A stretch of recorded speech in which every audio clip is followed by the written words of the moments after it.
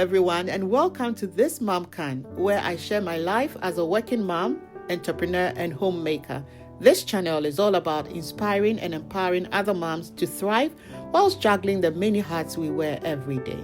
Whether it's cooking, cleaning, organizing, or just navigating the beautiful chores of family life, my goal is to show you that we are all in this together. And yes, we can do it. Today, I'm sharing one of my all-time favorite recipe, homemade meat pies.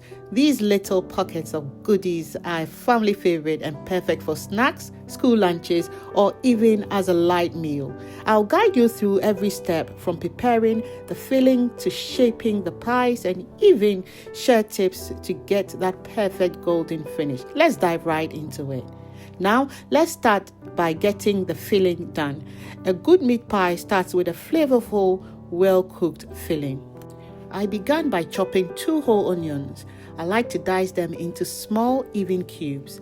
This ensures they cook evenly and blend seamlessly into the filling. If you're not a fan of onions, don't worry. Once they are sautéed, they mellow out and add a subtle sweetness to the filling. Next, I heated some oil in a saucepan. You don't need too much, just enough to coat the bottom of the pan. Once the oil was warm, I added my diced onions as they sizzled away. The kitchen was filled with a lovely aroma of sautéing onions. It's such a comforting smell, don't you think? Once the onions softened and became translucent, I added my minced chicken. You can use minced beef, turkey, or even a plant-based alternative if you prefer. I find chicken to be light and flavorful, making it a great choice for this recipe.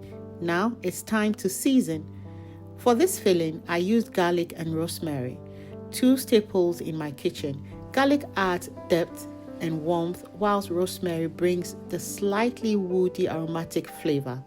I also use a mix of other spices. Feel free to get creative here. Paprika, mixed herbs, or even a pinch of curry powder can add a unique twist. One thing I didn't add was salt. My mixed pies already contained salt, and I always recommend tasting your spices beforehand to avoid over seasoning. Finally, I added a touch of pepper, not too much, just enough to give it a mild kick. As the chicken cooked, it began releasing its natural juices. This is a key step. Stir the mixture regularly to help it cook evenly. Over time, you will notice the liquid evaporating. Make sure to cook it until it's completely dry. This is crucial for the meat pie, as a wet filling can make the pastry soggy. For a pop of color and added nutrition, I tossed in some frozen peas. These are rich in vitamins and fiber, making them a great addition to any meal. Plus, they add a lovely burst of green to the filling, making it look as good as it tastes. After stirring everything together and ensuring it was well cooked, I set the filling aside to cool. Now, let's talk about the dough. I had already prepared my dough earlier, so I brought it out of the fridge to start assembling the pie. First, I dusted my baking tray with flour. This prevents the pies from sticking to the tray during baking.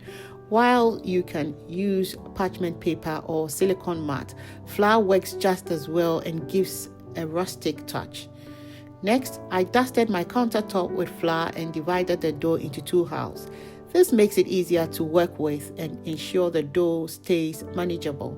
Here is an important tip. At this stage, do not knead the dough. Kneading activates the gluten, making the dough elastic, which is great for bread but not ideal for pies. For meat pies, we want a tender, crumbly texture. I rolled out the first half of the dough to a thickness of about 3 to 4 millimeters. If it's too thin, the pastry might tear when you add the filling.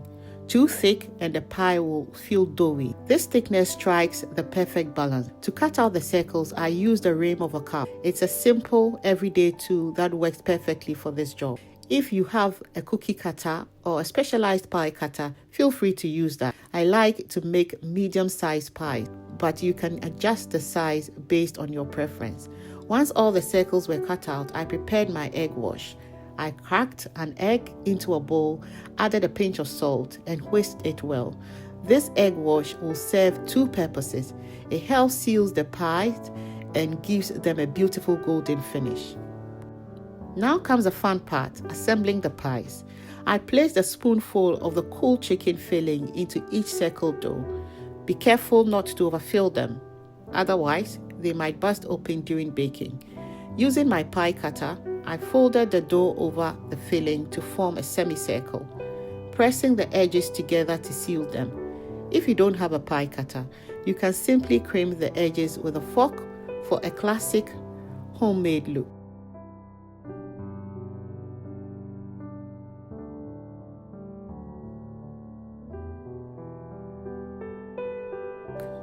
After shaping all the pies, I arranged them neatly onto the baking tray. Then I used a fork to poke small holes on the top of each pie. This step is very important. It allows steam to escape during baking, preventing the pies from puffing up or bursting. Finally, I brushed each pie with egg wash. This gives the pies a lovely golden color and a shiny finish, making them look as appetizing as they taste.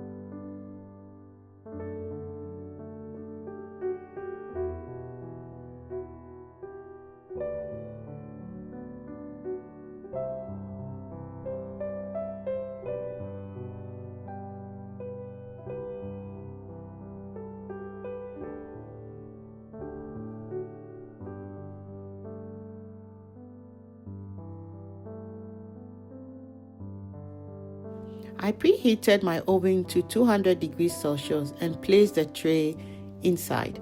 After about 5 minutes, I reduced the temperature to 180 degrees Celsius. The pies baked for approximately 20 to 25 minutes. But keep an eye on them. They are done when they are golden brown and crispy. And trust me, your kitchen will smell amazing. Just look at that. These pies are perfect for any occasion, and I guarantee you, your family would love them. Thank you so much for spending time with me today on This Mom Can. If you enjoyed this recipe, please give this video a thumbs up, share it with your friends, and subscribe to my channel for more inspiring content. Don't forget to hit the notification bell so that you never miss a new video. I'd love to hear from you in the comment section. Did you try this recipe? What's your go-to family snack? Let's keep the conversation going. Remember, you're doing an amazing job, and no matter how busy life gets, you've got this. Until next time, keep thriving, keep shining, and keep being the amazing mom you are. See you soon.